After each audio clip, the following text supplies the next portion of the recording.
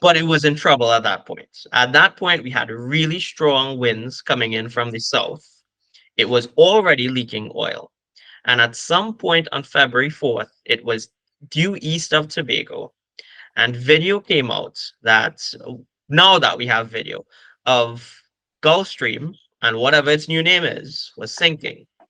Now, according to maritime law, if a tugboat is tugging a barge, you need to save souls. The barge does not have any people on it because it was decommissioned back in the early 2010s. The people are on the tug. So, protocol states, based on marine law, you cut the barge from the tug, but you immediately issue a mayday call. And as Candace mentioned, the North Coast Guard of the Coast Guard, which is the body responsible for receiving those mayday calls, it what no mayday calls were received, which ultimately suggests something nefarious was going on. So feel safe.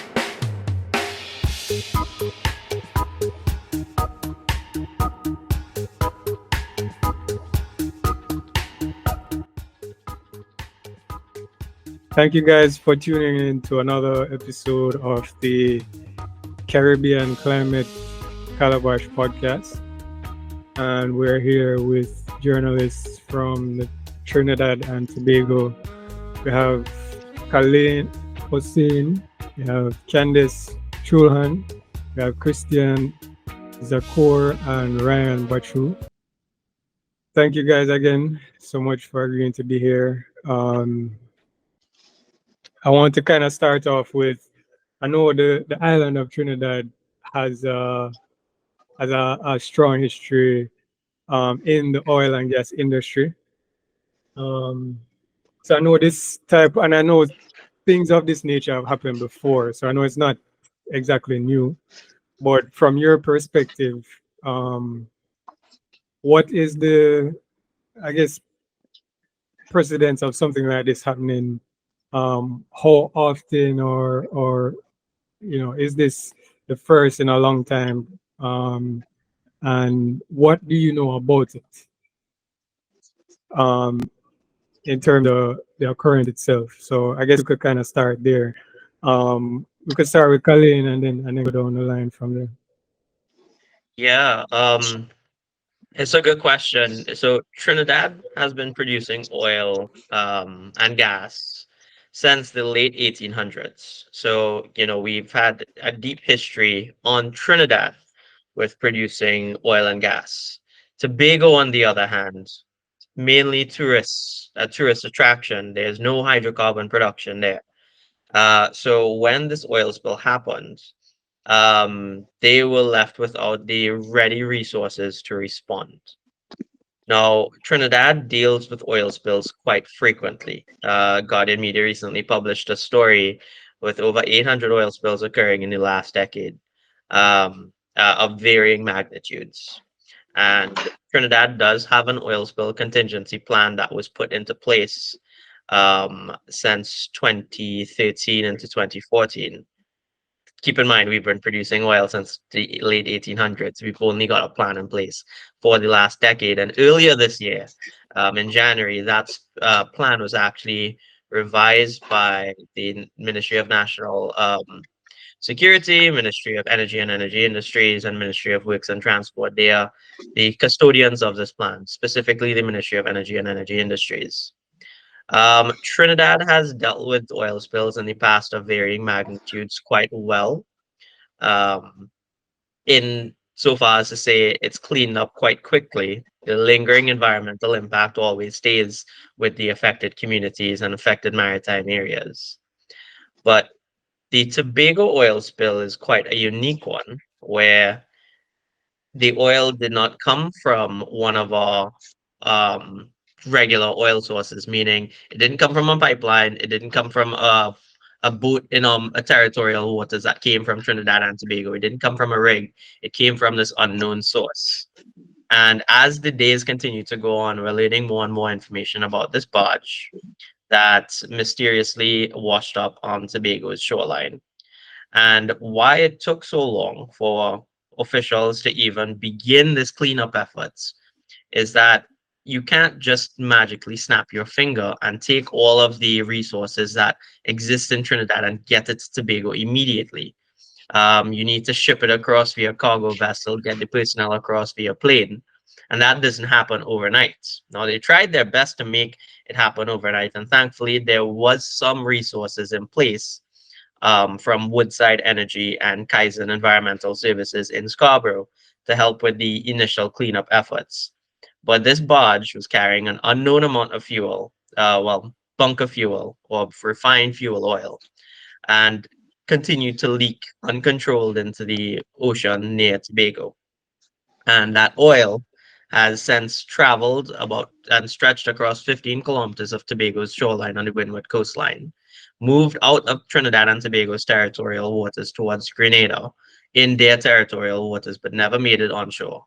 Continued moving westward into Venezuela's territorial waters, and we still don't know exactly if it did end up onshore on the Los Testigos Islands in Venezuela because it's sparsely populated and you don't really get a lot of news out of there.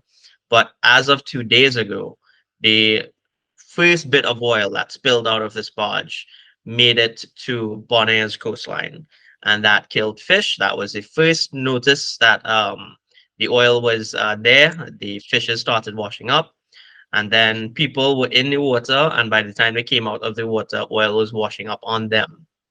They had to close beaches, and it's causing some significant environmental impacts, not only for Tobago's coastline, but Bonaire's as well. And I'll leave that there because there's so much more about this oil spill that we just don't know yet. And there's so much impact across different countries as it stands. Awesome. I'm going to throw it over to Candice here, just to kind of add some points to what you're saying. I see she kind of seems like she has some stuff to say, but also maybe touch a bit on the unknown, um, how far that investigation is going, and how big is that element in the story. Okay, hi, and hi everybody. I am Kandace Jackson, and I am based here in Tobago, and I've been working with Tobago Updates Television for the last couple of years. So, but I've been in media for a while. But yeah, so this situation provides a whole lot of unanswered questions. So immediately when this whole thing happened, the Wednesday, that's Wednesday, 7th February, I immediately was able to get out there to the wreck and was actually to see it firsthand myself before Coast Guard, before anybody else authority was able to be there, because this vessel was actually noticed by the fishermen, who then called one of the pilot's vessels operators, and the pilots said they are the ones that assist the major ships like the cruise ships and so on to get into port and so on. So I was able to get out there to see what was happening, but we were not able from the wreck itself to see anything. Later on that day, they were able to send down a dive team with Mr. Alvin Douglas, who is one of our expert divers here on the island, and he's perhaps like the only person that's able to respond to issues like this. And they were able to detect the name Gulfstream on the vessel that very said evening, and it began the search. What is Gulfstream? Where did it come from? And why is it leaking oil on our shores and so on?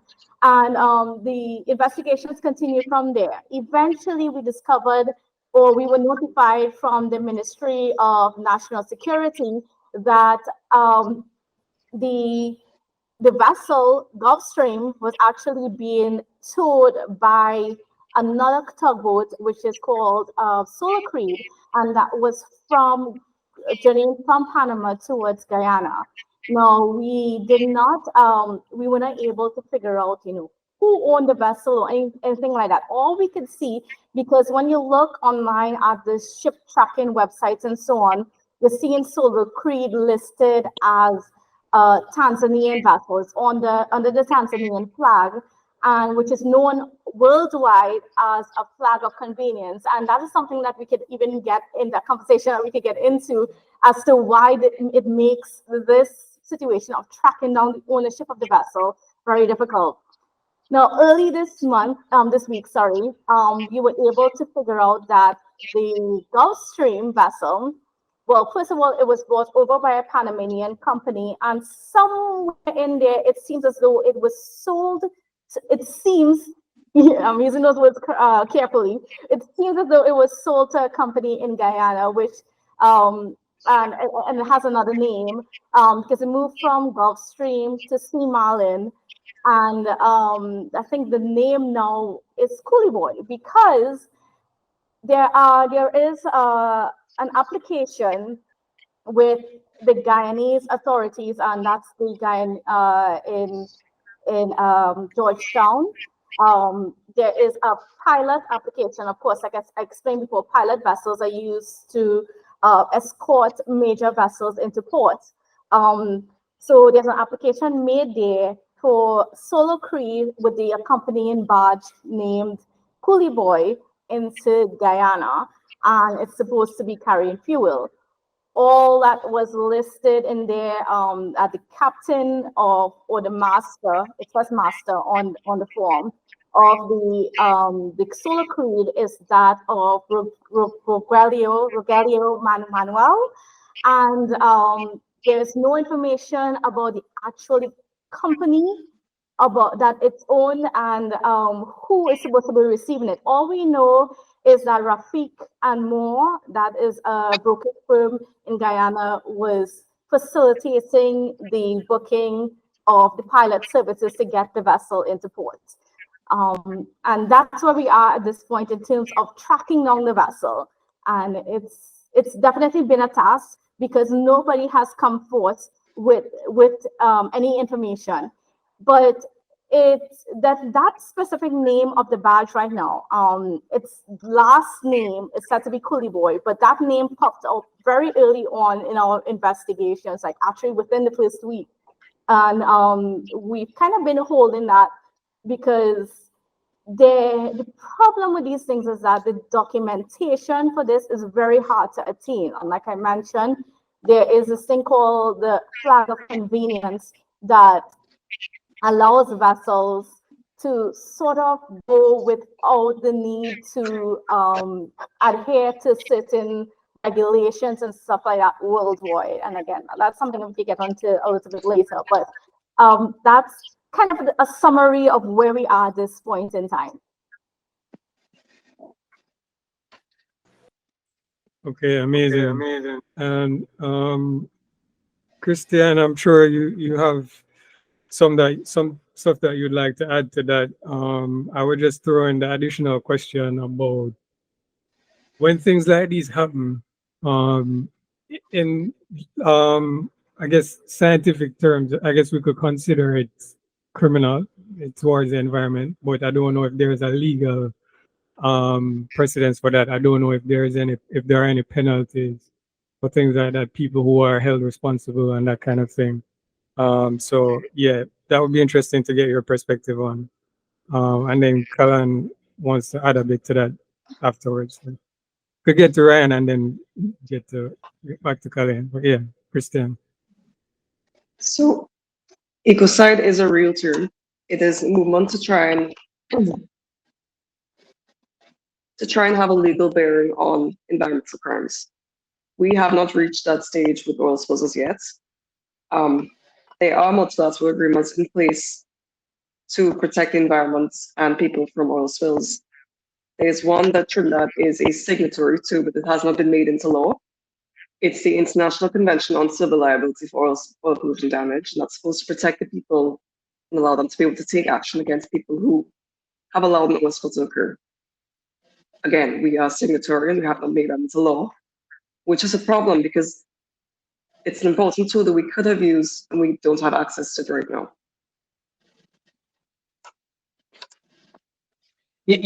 Just to add to what Christianne is saying, and I thought Kalain nailed it, he set the table so well. In that report that he cited, where there were 800 oil spills in Trinidad and Tobago over the last few years. That report also cited that not one person was ever held accountable for any oil spill in Trinidad and Tobago. And just to add another interesting perspective I've been thinking about is that you ask about the potential for criminality in this. We're just coming off of the back of 7, 8 months ago. A CARICOM crime symposium happened in Port of Spain. The entire Caribbean region came to Port of Spain for a CARICOM crime symposium. What does it have to do with this? It has a lot to do with it, because a large part of that conversation that happened at the Hyatt Regency Hotel surrounded how do we protect our maritime borders. This includes it. We have a boat that has been here since the first week of February. We don't know who the owner is. We are nowhere closer to finding out who it is, who owns it. We're nowhere closer to finding out, to even getting it plugged. We've just been so far behind, in discovering facts about this wreck, about this barge, that it now poses the question: where are we almost a year rather later after this CARICOM crime symposium in terms of working together to for crises like this? And it is a crisis. I mean, Kandace detailed what has been taking place. She is in Tobago. She's been visiting this barge very regularly. It is a crisis. And you would think that with Guyana involved, Venezuela to a lesser extent, and now Trinidad and Tobago, Grenada, that we would be able to have a lot more information headed towards the end of February. But it really begs the question about what is happening at a Caribbean community level with this. And just Yeah, to and add to Ryan's point, when this happened, the first thing we all was there a distress call? Was there a vessel that was in trouble? And immediately, fishermen here in Tobago, they're very well connected with our neighbors. They all inquired, did anybody know that there was a vessel in distress and there was something happening out there? Let's put the context. There were some rough seas happening at that point in time. Tobago, I think the larger parts of the Caribbean has been experiencing a period of very, very rough seas. We've had several hazardous sea yellow level warning and that sort of thing.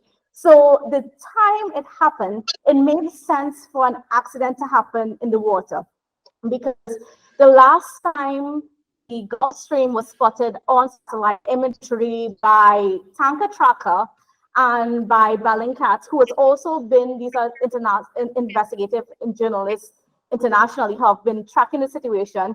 They were able to spot the vessel capsized on February 6th, right? And this was about 16 nautical miles away from Tobago. And it's very possible something happened, but there were no distress signals made.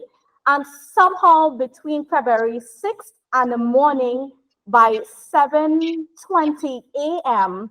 on February 7th, Wednesday, February 7th, the vessel was discovered at Cove, and it was discovered by fishermen who just went out on a normal day because that's where they catch their bait to go out on their fishing expeditions and stuff like that. And that's how the vessel was detected. It was not detected. I have to put in record. It was not detected by the Coast Guard as the government of Trinidad and Tobago would like it to seem. It was first detected by the fishermen, who then called it into one of the pilot services, who inspected it and then called it into the Coast Guard. We have a problem here in Tobago where there is no Coast Guard vessel stationed. We have Coast Guard officers who basically man their bases because they don't have a vessel to operate out of.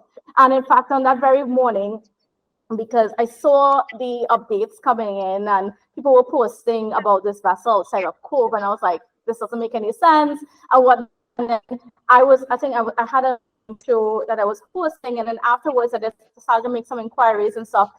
And when you call the Coast, you don't really get much answer. I called some of my personal friends who are Coast Guard officers, and they can't even tell me anything either because they were just manning their bases in Scarborough and in Charlottesville. And the problem is that we continue to be without a vessel should have picked up that there was something wrong and something coming into our waters, especially since there was satellite imagery detecting a trail of oil behind it. So, it does leave a major question about how we as a Caribbean is protecting our borders. Because when this situation happened and as the days unfold, the question then came up, what if this happened to another Caribbean nation who did not have the access to resources the way that Tobago has, not having a very well developed energy industry where it could pull some resources in the initial stage from? And I mean, of course, those are the things that we can unpack because this is a lesson. This is a very crucial lesson, sorry, for the Caribbean. Yeah, I wanted to circle back to a couple things. Let's go back to the timeline before the boat actually ended up in Cove, the vessel, the barge. So Bellingcat's Marine Tracker Services and in fact the US government tracked this ship. They had a satellite tagging the ship as it moved along the southern Caribbean Sea. So early in February, they would have seen it where it left a port in Venezuela, it would have touched base in Aruba, and then begin its journey towards, well, in the direction of Trinidad and Tobago and Grenada, that maritime area. High resolution satellite imagery then saw that Gulf Stream was leaking some sort of oil like substance en route to Trinidad and Tobago and the all maritime waters. So it was leaking, but it wasn't leaking to the point where it's impacting coastlines because when you have oil leaking into ocean water, there's this thing called weathering, where essentially the weather, whether it's winds, rain, even ocean waves, it disperses it naturally. So it never really makes it to coastlines unless it's in a very thick concentration. Now, as it moved towards Trinidad and Tobago, sometime on February 4th, it was last visually spotted by Venezuelan coast guards north of the Paria Peninsula. My timeline might be, I think it's around February 2nd, my bad. There is a part in our maritime borders between Grenada and Trinidad and Tobago where our radar comes out from a point source and it curves as the Earth curves as well. So that radar data could only extend so far. So there's a point where our radar data for marine services can only reach and ships can easily pass outside of Trinidad and Tobago's eyes, so to speak, and Grenada's eyes, and they don't need to make a call to the Trinidad and Tobago's authorities, which would be the Coast Guard, to let them know that they're passing through a marine area. That area is actually north of Tobago. So after it was spotted north of the Paria Peninsula, the leading theory is that this tugboat and Gulfstream and whatever its new name is moved north of Tobago and it came in to our radar capability or radar sensing capability some point on February 4th. That is where that February 4th is. Well north of Charlottesville, well north of the northeastern point of the island. But it was in trouble at that point. At that point, we had really strong winds coming in from the south. It was already leaking oil. And at some point on February 4th, it was due east of Tobago and video came out that now that we have video of Gulfstream and whatever its new name is was sinking. Now, according to maritime law, if a tugboat is tugging a barge, you need to save souls. The barge does not have any people on it because it was decommissioned back in the early 2010s. The people are on the tug. So protocol states, based on marine law, you cut the barge from the tug, but you immediately issue a mayday call. And as Candace mentioned, the North Coast Guard of the Coast Guard, which is the body responsible for receiving those mayday calls, no mayday calls were received, which ultimately suggests something nefarious was going on. Solo Creed, which was the tugboats, cut their losses and run. So now the issue of liability comes up, right? So who is liable for this? The thing And is, just to if butt barge, in there, the, yeah, the rope is still attached. Yeah? That was the first exactly. thing I I'll get to noticed that. in the I'll get to vessel. that. The I'll get rope to is that. still Yeah, attached. yeah. So the tugboat Solo Creed cut their losses and ran, but a barge can only move where a tug pulls it. And ultimately, the liability of anything that happens with that barge lies with the tugboat, not the barge. The barge could be owned by anybody. It could be owned by me or you. It could be carrying whatever. But if an incident happens with that barge, it's the people pulling it. You think of it as like a wheelbarrow. You're pushing a wheelbarrow and it hits somebody. You hit that person with the wheelbarrow. The wheelbarrow didn't just get away and hit that person, and now the wheelbarrow is at fault. You were controlling that wheelbarrow. And it's the same thing with the barge. So the Solo Creed and it's the entity that owns Solo Creed is now the person or the company or the country that the government of Trinidad and Tobago has to now seek out to either foot the bill for the cleanup efforts and to foot the bill for compensation to fishermen as well. And Bonaire will now have to do the same because they are now being impacted. They are now having to expend resources to clean up. And how did the barge end up in Tobago? So the barge, as Candace mentioned, high resolution satellite imagery detected that this barge would have overturned at some point before it landed on Cove shore. Well, Cove on the reef. The barge would have overturned. Satellite imagery actually detected an oil slick approaching Tobago before the oil even reached on shore on February 6th. Keep in mind, the oil didn't reach Tobago shores until February 7th. A fisherman in Tobago reported that there was oil in the water to an assemblyman on February 5th, 2 days before the oil even reached. But the video that they had at the time showed sargassum, showed debris, and it wasn't very clear that it was oil. So they didn't really take heed to that report. So Tobago actually had 2 days heads up. If we had eagle-eyed people at the IMA, the EMA, the Tobago Coast Guard, Trinidad and Tobago Coast Guard, actually looking out for these things. Now, there's also the question of how did this escape radar, in addition to, well, the tugboat and the barge initially moved outside of radar capability. So the barge would have overturned at some point 2 days prior to it landing up on the shores of Tobago. When something overturns, it's really just the hull or the bottom of the boat that would be sticking out from water. Radar data cannot decipher whether these things are waves, if it's a whale jumping out of the ocean, because it's so low. And divers support that this barge actually overturned well before it ended up on Cove's Bay, because on day two, when they went down and they realized there's poor visibility and they couldn't actually get into the ship, they decided to follow the trail of debris that took them out into the open ocean. And it saw where the mass of the ship, or the things that stick out at the top of it, destroyed the seabed and destroyed Cove Reef coming in. And you saw the trail of debris. The radar data genuinely could not pick up on this overturned barge because it was so low in the water. However, it should have been able to pick up where Solo Creed was last detected in Tobago, Trinidad and Tobago's territorial waters, where there was radar coverage. We could spend weeks talking about this, but at the end of the day, it's the people who are affected. And um, we've spent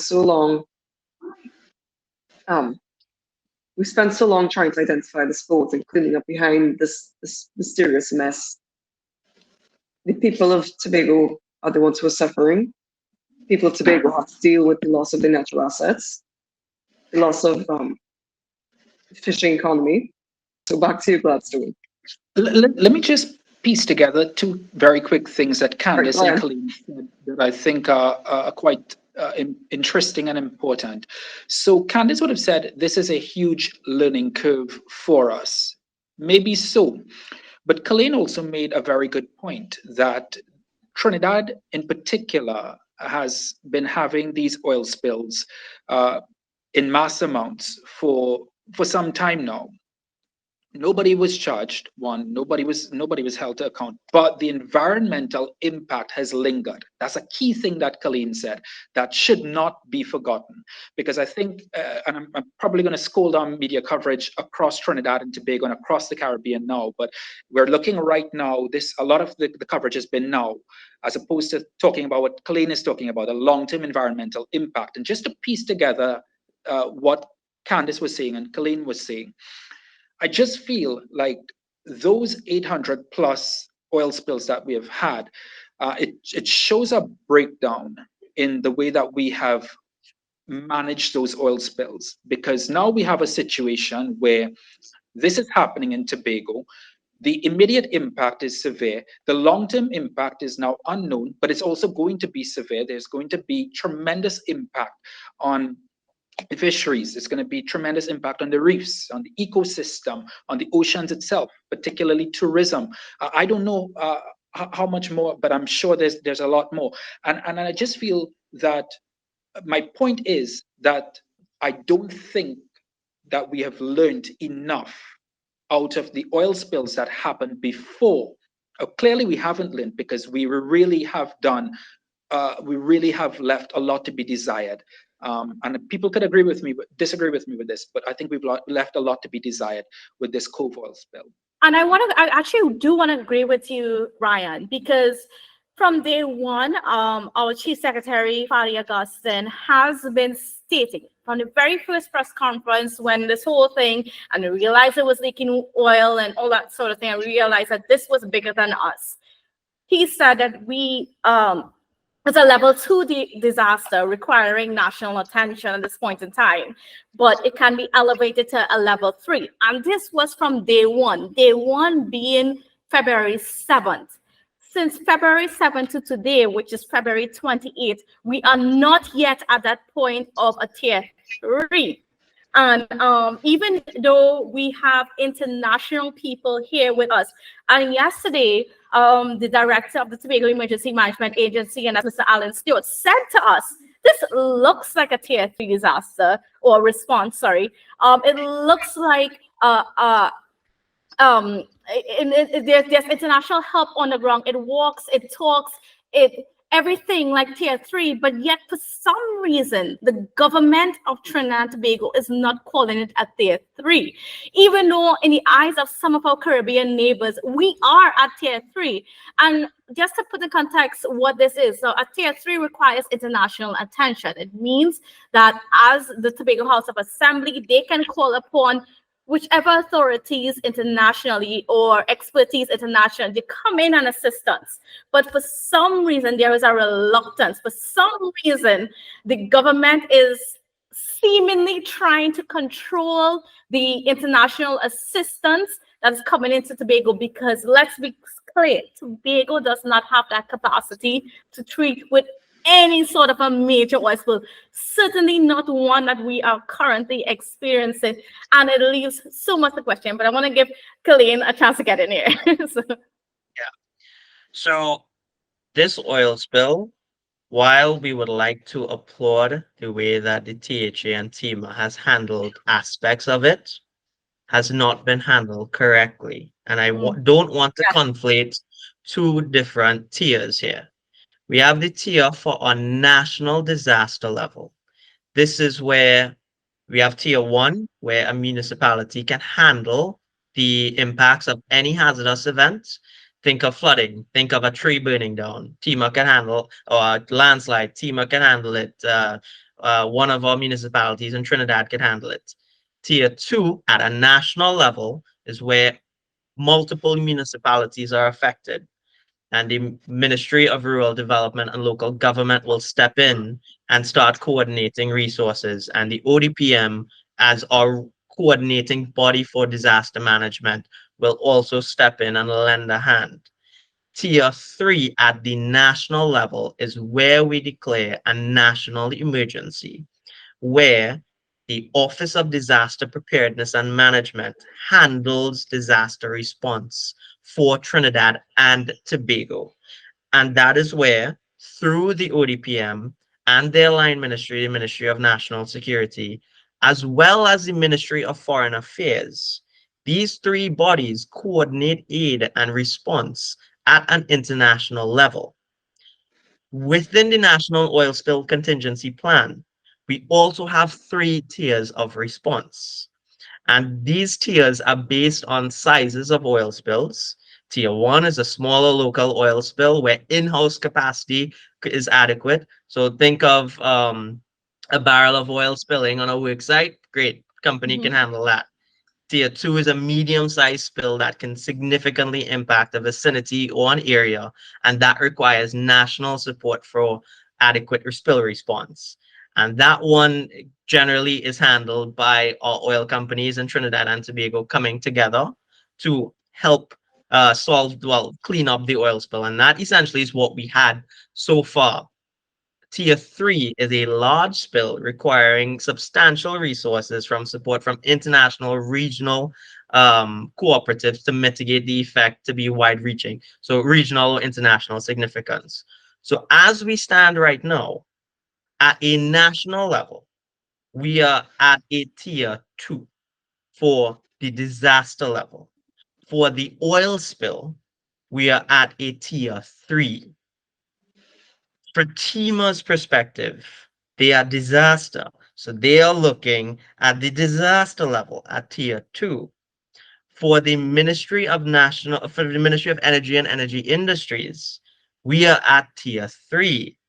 They are looking and getting international companies to come in and handle the problem.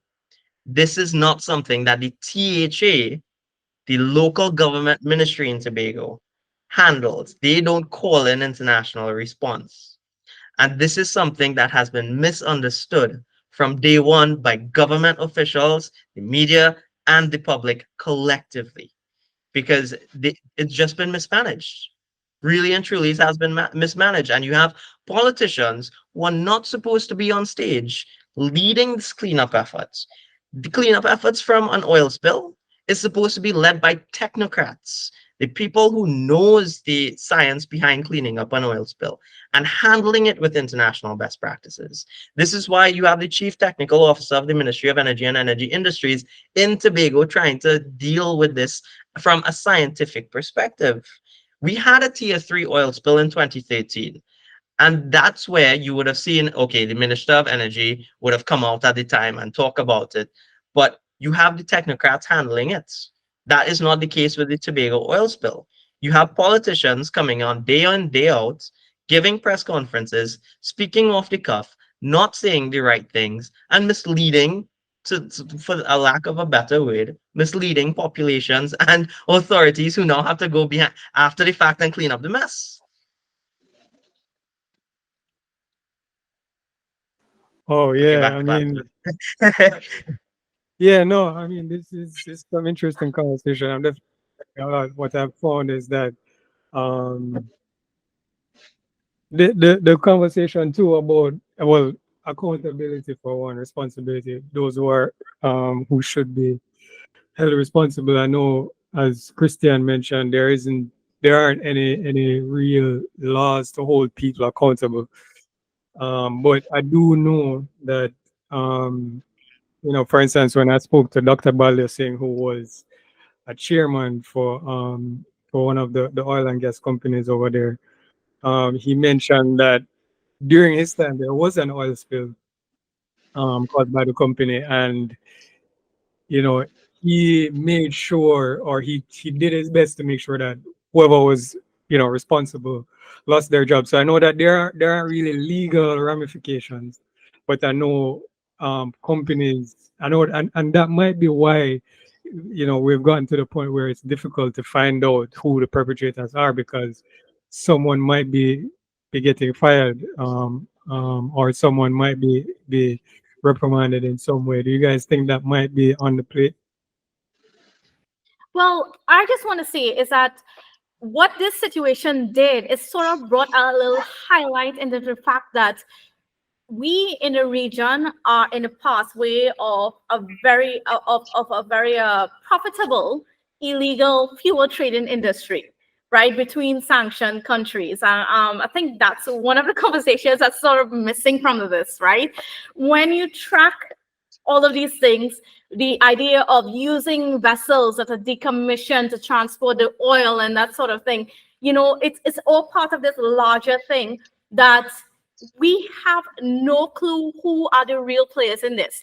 I think it was Bloomberg News that did some investigations a couple of years ago, and what they were able to find, or what they were not able to find, was that they know that there are few major oil companies that are out there that are at the heart of this, and they are using in the middle there. They're using a lot of middlemen to transport the oil, and it's done through ship to ship transfer, which we believe that this whole situation is a part of, right?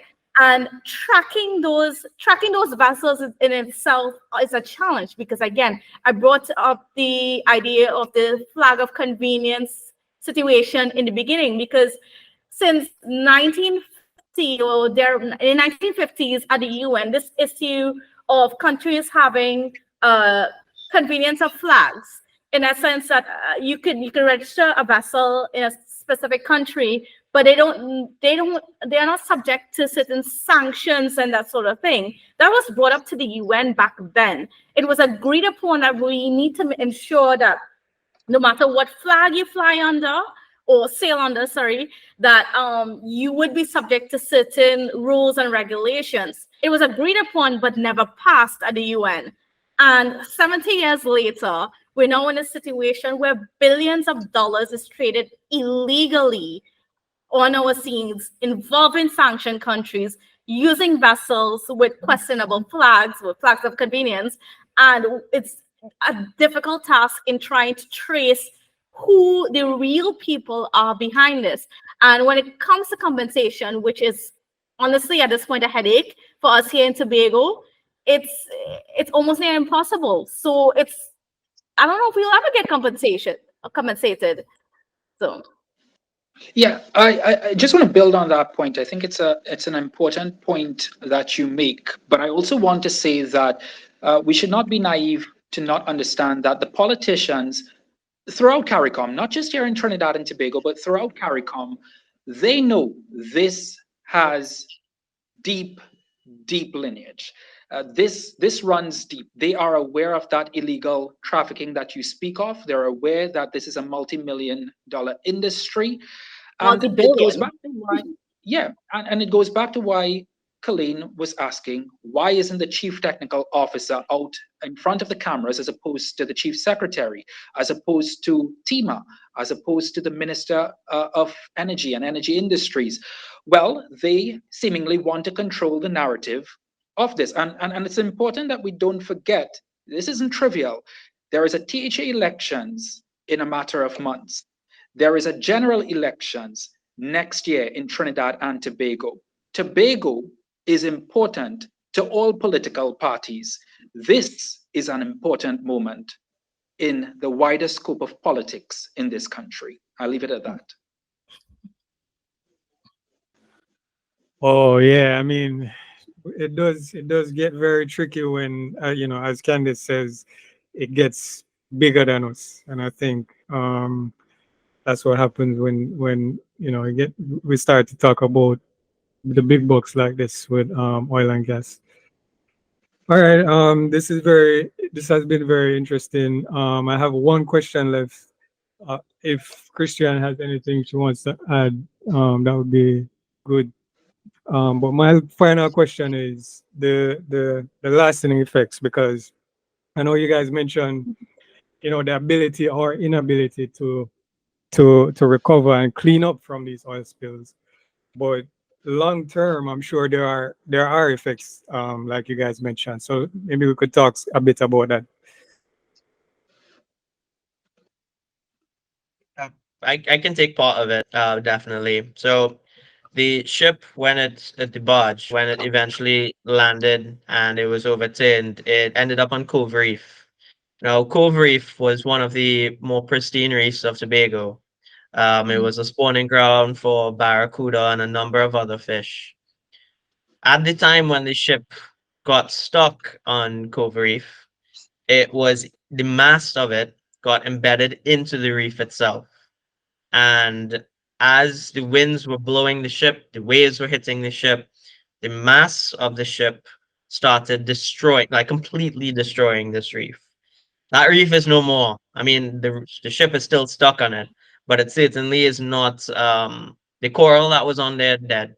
The spawning grounds, it will take years, if not decades, to recover.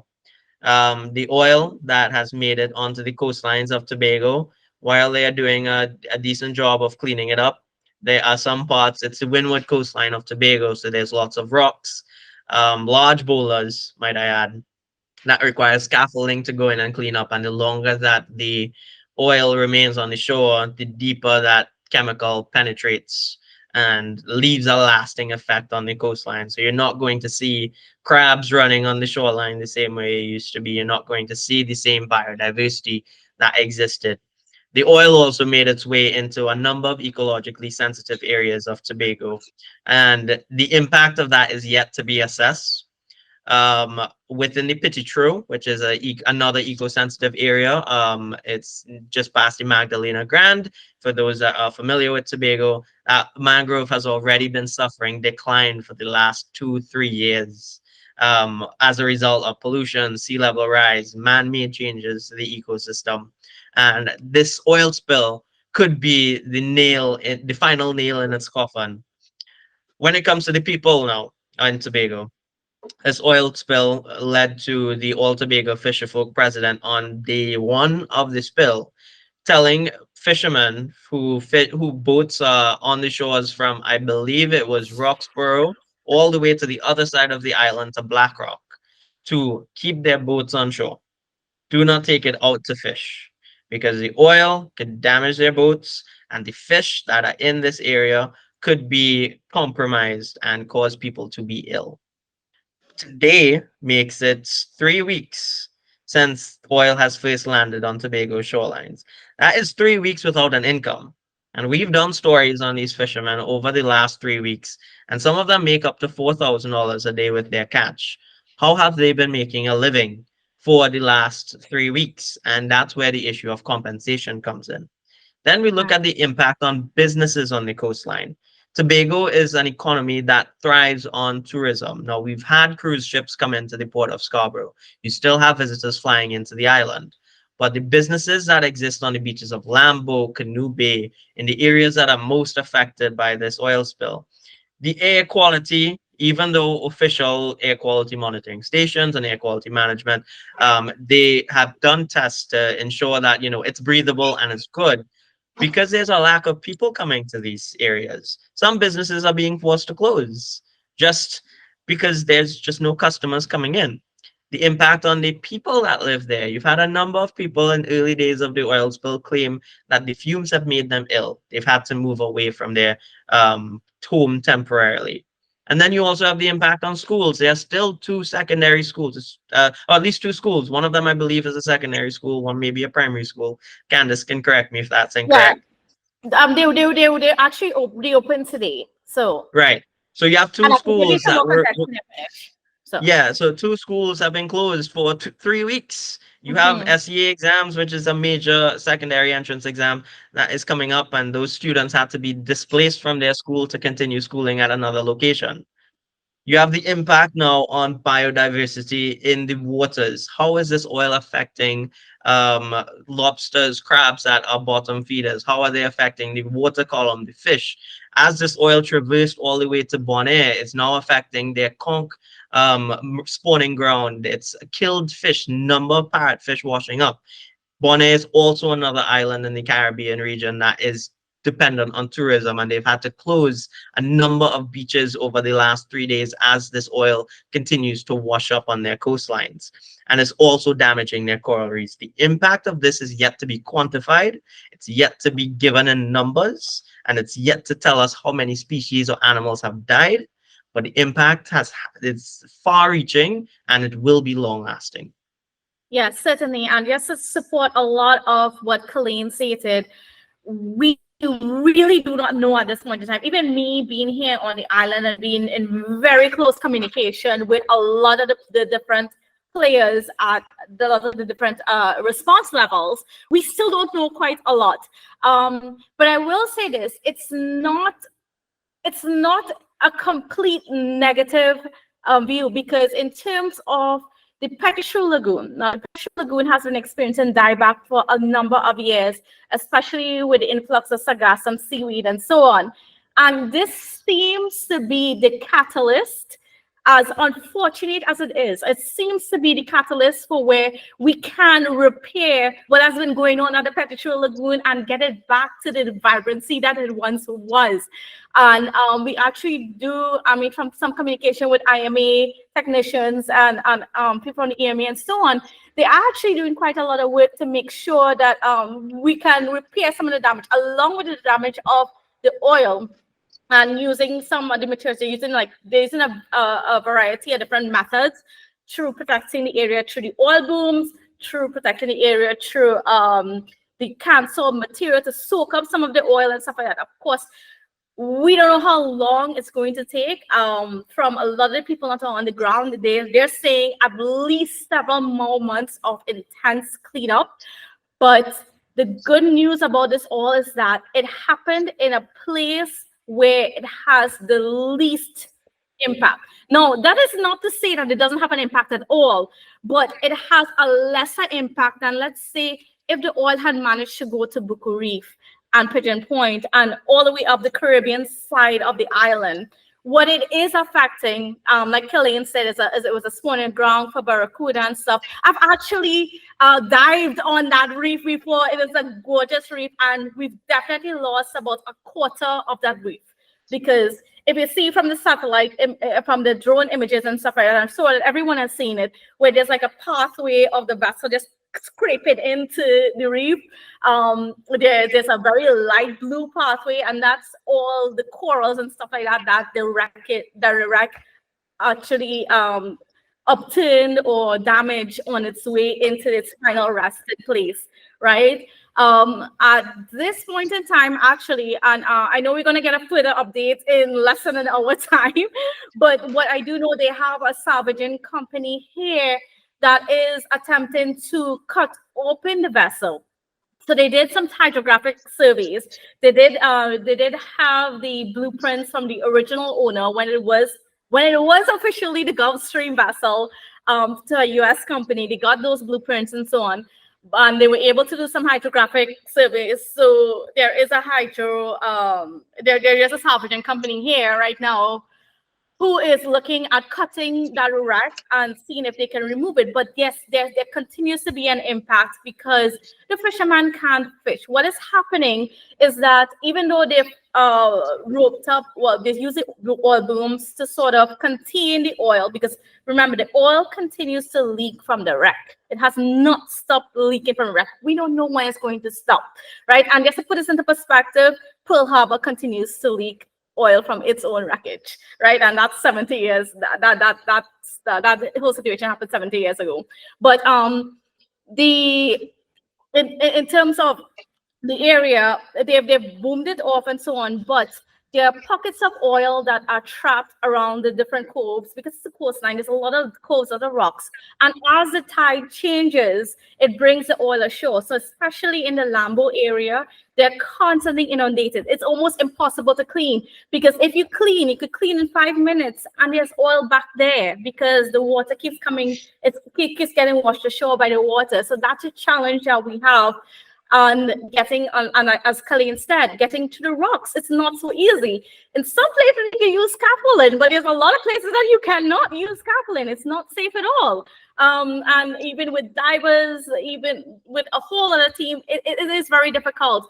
We're not really going to see our effects until probably a year or 2 or 3 later when we realize that there's a drop in certain types of fish.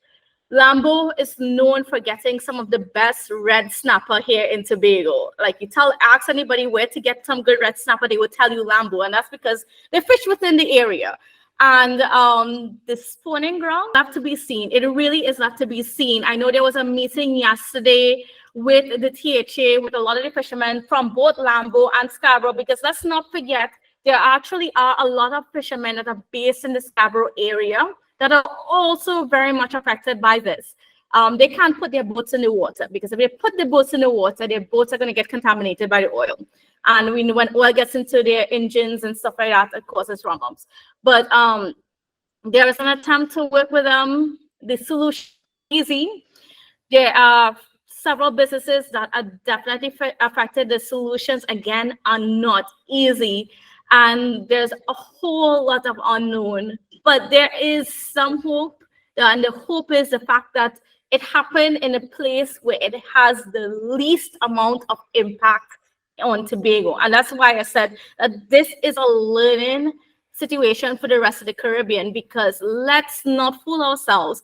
This illegal fuel trading business is happening throughout, and we don't know how far it extends up. We don't know where all these vessels pass through because of the freedom of the economic free zone and so on, and the ability of ships to pass through different waters and whatnot. This can happen on any different island, but we were lucky in the area where it happened. We were lucky in the fact that Trinidad still has a very viable industry that they can lend some bit of assistance, even though the assistance was a logistical nightmare. And trust me, when I tell you a logistical nightmare, you don't even want to, like, it really was a task for the officials to try to figure out. But it we escaped the worst. But even though we escaped the worst, there still is an environmental impact that we need to be concerned about.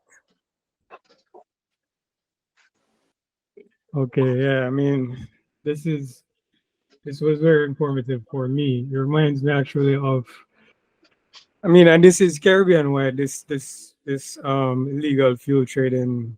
But I do know that when stories get to this level, it requires multiple. It requires all of us, all of us as journalists, kind of tapping in, and having an interest in finding out these things and that kind of, and bringing the information to people. So I really appreciate again all you guys, stopping by today, giving your time and your expertise to this session. Hopefully it has enriched others and given more context to the conversation, because I've seen it, being reported on, even locally here in Jamaica. But the context for it, these details that you guys have mentioned are, sort of missing from the conversation. So again, thank you. Thank you to our listeners who have tuned in again for another episode of the Caribbean Climate Calabash podcast. And we'll see you next time.